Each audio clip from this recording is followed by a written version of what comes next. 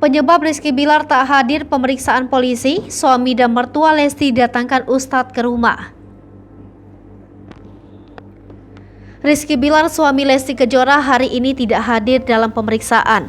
Tak hadir dalam pemeriksaan, Rizky Bilar, suami Lesti Kejora, meminta kuasa hukumnya untuk mewakili dalam pemeriksaan.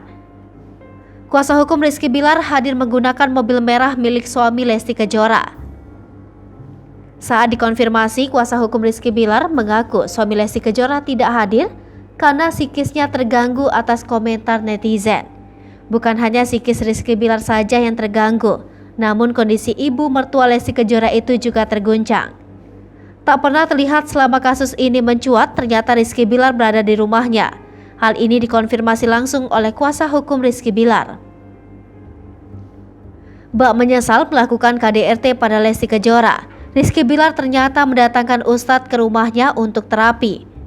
Sebelum adanya pemanggilan, olah TKP sudah dilakukan di rumah Rizky Bilar.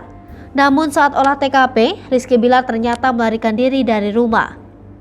Hal ini diketahui dari Yeni selaku ketua RT di kediaman Rizky Bilar dan Lesti Kejora.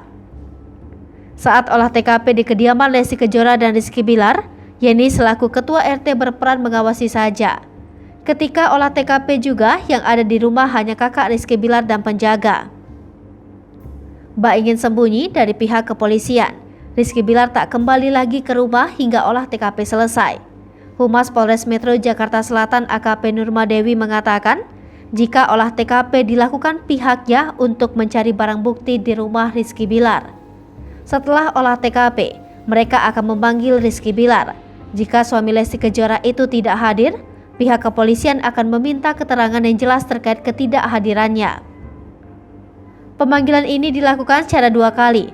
Jika Rizky Bilar tidak juga datang, pihak kepolisian akan menjemput paksa. Hai pemirsa Sri Popo TV, jangan lupa komen, like, dan subscribe, serta tonton terus berita-berita terupdate lainnya ya.